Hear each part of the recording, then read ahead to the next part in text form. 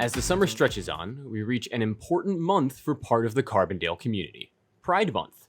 It's a tradition that has existed in the United States since 1970, and while the history of Pride is one built on a conflict for rights, the modern-day Pride is much more of a celebration of what it means to be queer and queer culture. But what does Pride Month mean for the Carbondale community?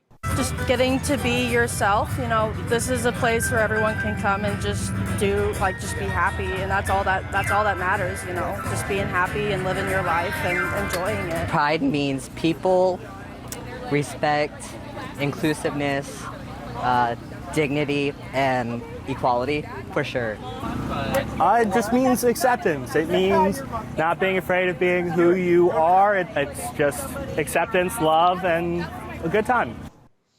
But Pride isn't just a parade once a year. It's a constant struggle for rights and equity.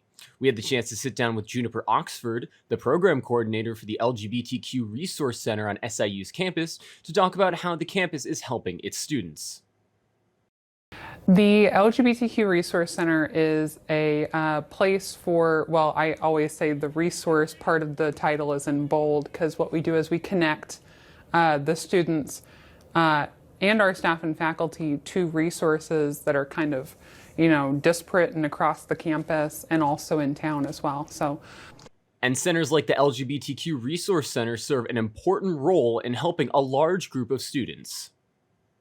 If you look at any of our surveys that we've had on campus, I'm thinking in particular our campus climate survey, we're seeing very large parts of our student population who are LGBTQIA+. I think it's something like a fourth. Juniper also made it clear how important it is to bring equity to areas like Southern Illinois.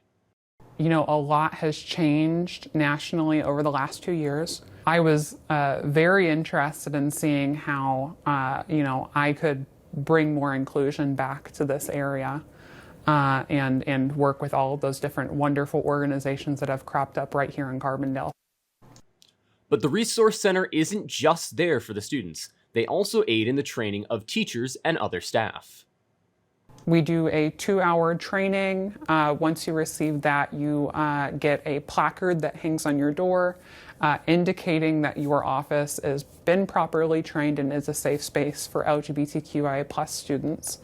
Just like how the training operates all year round, so does recognition for different members of the LGBTQ community, with the most recognized being Pride Month in the month of June. The month is very, very important to our community, and I would say, of course we have all these days where it's Lesbian Visibility Day and Trans Day Visibility, but it certainly is the month out of the year in which our community is most visible. You see that in stores, you see that in commercials, you see that in, a lot of corporations and companies, courting that sort of support, and I should say less cynically, showing their support for the community as well. And so I think Pride Month is a tremendous, tremendous time, and the excitement in the air whenever you see the communities and organizations coming together to create some really, really beautiful programs and events. I'm teeming with excitement just thinking about it. Pride is a continual struggle for rights, as studies from the Illinois criminal justice system show that queer people were 25% more likely to experience any crime than their straight counterparts, with more than 90% of those crimes being violent ones. And with the national culture surrounding Pride shifting, now more than ever, Pride events are vital. Hey, we're queer, get used to it! We're here, we're queer, get used to it! We're here, we're queer, get used to it! We're here, we're queer.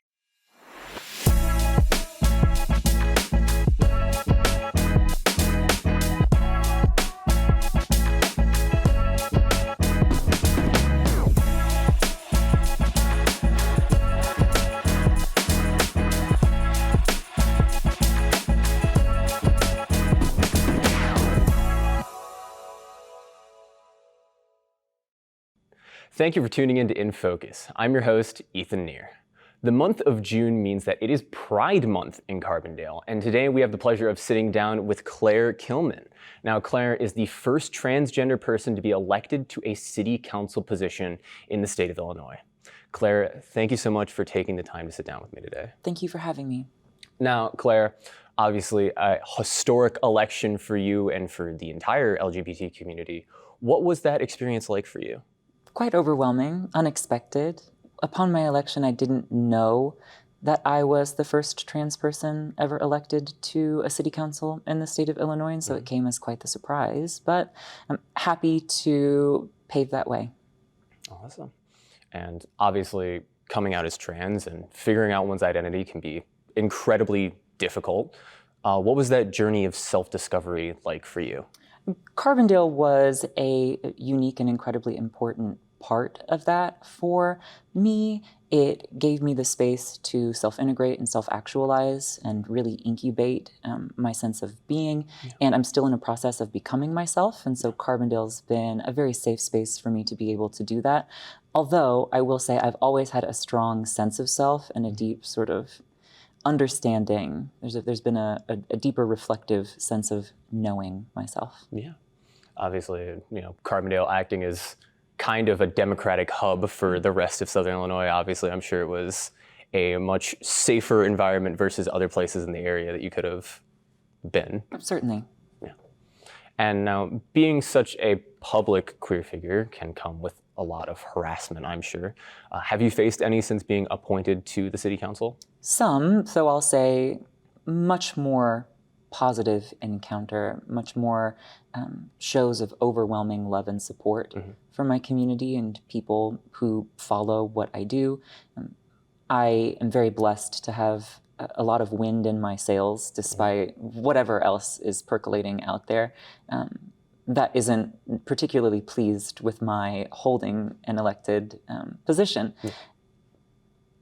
Week 2 after getting elected, I received my first strange email where someone was referring to me as a branch on the tree of life that necessarily must be pruned. Quite strange. And it never really subsided, though after the coincidence of Trans Day of Visibility and Easter this year, there was a resurgence through no fault of my own or any other individuals, just that they coincided made trans people, particularly public-facing ones, more of a target. I saw many a joke on Twitter and other social medias about it being 2 different kinds of egg day that day. Now, in addition to being a councilwoman, you have worked on different political campaigns. So what initially got you into politics? I think I've always been a person who felt a deep sense of political responsibility, that there are no apolitical choices. Even the lack of choice is in and of itself something that carries political consequence. And so I grew up in a very political household, one where philanthropic endeavor and giving back and humanitarianism as a set of values was highly prized. And so it was deeply ingrained that service above myself and adopting a cheerful heart of service was a modus operandi that I was set on the path toward. And coming to Carbondale, it's very open space for experimentation with a variety of political philosophies and activations. And so I got very active in grassroots organizing here before becoming tangentially affiliated with progressive schools of thought here. And eventually that led me to running mainstream political campaigns. I think by the time I was 24, I was on the executive committee to a U.S. congressional campaign for Illinois' 12th district. Wow, that's very impressive in a very short amount of time. Now, has being a minority, not only being transgender, but also being a woman, made your work in politics more difficult? No. Not even one iota. Really? There's not been a roadblock I couldn't overcome by my own merit and the help of others. I think oftentimes there's the idea that because I'm in a minority that I am less powerful or more of a victim, but I think that reconstitutes a sort of narrative and framework that isn't helpful, and one I certainly don't see played out within the course of my own life. I've been empowered to make all sorts of choices for myself with a whole range of agency, and I've never felt that the way that I show up in the world has inhibited my progress or success in any way. You touched on this a little bit, but in your time in Carbondale, now as a student and now as a council member, has the perceptions and feelings about LGBTQ peoples changed? In Carbondale or more broadly? I would say in Carbondale, but also I know that there has been a lot of change in feeling very recently nationally, so we can touch on both of them. Sure. From a national perspective, I wrote about this in a textbook with a couple of professors from San Jose State. And the way in which we receive and intuit new information, specifically through media and journalism, but more broadly as sort of a sociological stimulus, there's a sense of novelty associated with things that are new. And then once those become adopted into the mainstream through various pushes around people who occupy those sort of fringe and more marginal spaces, you have a subsequent dialectical reaction to it. And so the pendulum is always in swing, and right now we're experiencing these very reactive elements within American politics that are causing a sort of political balkanization here, where we are now, as LGBTQ individuals, forced to assume that borders that had long since been taken for granted as open are now de facto closed inside of the United States. And for the first time in 100, 200, give or take, years, we're seeing a mass exchange of bodies along state lines around people's basic human rights and their own bodily autonomy. It's very disconcerting on my end. So things certainly have changed in the sense that all of the pernicious, tumultuous, turbulent energy has now been brought more to conscious awareness in the surface, at least as the national politic is concerned. Carbondale remains unchanged, and if anything has deepened, entrenched, and broadened its scope of values around being progressive, being open to people from all walks of life, and maintaining a sense of safety and dignity for people in the LGBTQ community specifically, becoming a beacon, more so than it was when I first came here, and it certainly was that, by really rising to the occasion and meeting the needs of people regionally who are seeking a better life for themselves. Yeah, I mean, we've heard many a story about different queer people having to, uproot their lives, leave their homes because of the new legislation that's been passed in southern states. And as more and more of those anti-LGBTQ laws get passed in southern states, it seems to, as you kind of put it, be as hard as ever to simply exist as a queer person in public spaces. So how do we make sure that people of all walks of life are feeling safe in our community? Invite them here from other places, and this transcends anyone's specific identity, but I've always had the idea, and this is a lot of what my own political philosophy filters through as I craft it, someone who's involved in our local government, is that I would love Carbondale to be the sort of place where anyone can come to, regardless of their circumstance, regardless of what they have or have to offer, and they can see a future worth living for themselves here. And building Carbondale up in such a way that people can come here with maybe simply what they can carry, maybe what they can fit into their vehicle. As the world grows more dangerous along a number of axes, that's the way forward, that we can make ourselves, craft ourselves into a space where anyone can feel loved, welcomed, and accepted here. Setting up Carbondale as sort of this light on the hill for the rest of the southern Illinois and other southern regions. Culturally speaking, for sure.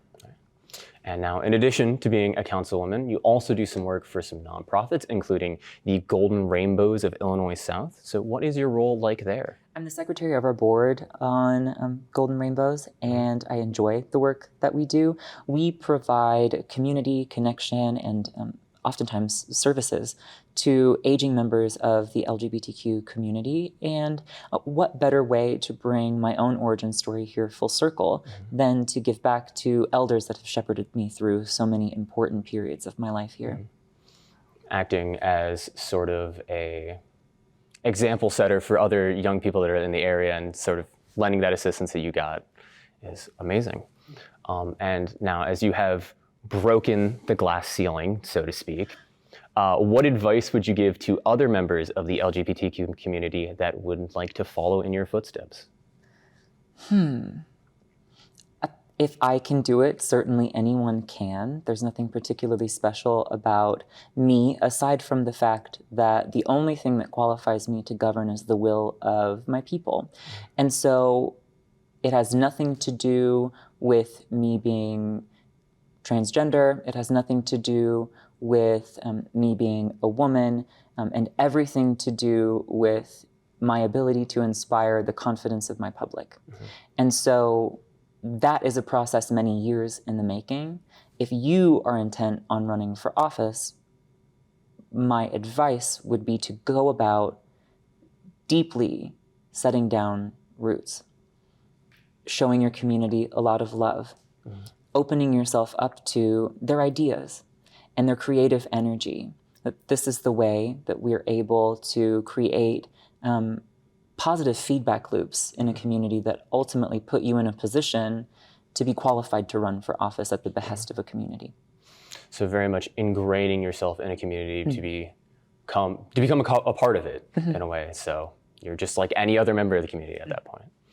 And we've sort of touched on this already, but how vital is Pride in more southern and rural areas like the area surrounding Southern Illinois? So often there's an adage in our community that Pride started as a riot, and that is routinely refrained over and over again throughout Pride celebrations. Pride in its modern iteration is usually not such a thing, at least as it's conceived of in the United States and in safer states at that. And so it is a celebration, often, to my mind, it should be geared toward newly minted or younger adults. That these are the individuals for whom Pride is most valuable as they are seeking an accepting community, and that it can be a deeply affirming experience to know that you're not wrong. I think there's this misconception, particularly within right-wing schools of thought, that the sort of pride that is being displayed is a sort of biblical one, where it goeth before the fall, and that we are in some way saying that we are better than others. When you're faced with people who are telling you that what you're doing is bad, criminal, an offense to God, abominable, that all Pride ostensibly is, for the purposes of this discussion and as it is a practice of communal behavior, that it's simply saying, I'm not wrong, that what I am is not incorrect, that I exist, and that it is okay for me to exist. Now, you were speaking sort of there to the misconception that can be held by right-wing communities and what Pride means. How do we sort of reach out to bridge that gap of understanding between right-wing communities like that? I can speak to my own ideas personally. Sure. I'm a rural American. I grew up in one of the most conservative portions of a neighboring state, that being Missouri. And I come from a long political tradition of having a healthy and deep mistrust of federal and state governments. And I hold those portions of my own political ideals near. And so I think that there's always more in common than the macro level, big picture, partisan game wants us to think that there is. We're always much more aligned around shared systems of values because we all value very similar things when it gets right down to one-on-one interpersonal communication. We all want to have dignified employment, to put a roof over our heads, and to take care of our children. Basically, those are the building blocks of any community and any way of life. And so we all want, to the best of our ability, to secure those for ourselves and our neighbors. And so if there's something I think that we all share, it's that. There are means developing a language devoid of political dog whistles is an important component of this, but being able to translate those sorts of concepts into something that everyone can hear. Yeah. I mean, frankly, it seems it's getting harder and harder to even hold a conversation without the dogma of politics constantly popping up. So you're saying to sort of look past the party divisiveness that has been ingrained in the country, find what brings us together more so, and work on growing that is what can bring us together and break apart those walls. It's the only solution-oriented approach. Yeah. And now, as we are nearing the end of Pride Month, what has Pride Month and other Pride Month initiatives meant to you personally? For me, it's a very busy time of year. I'm often tasked with speaking a number of times at events and appearing.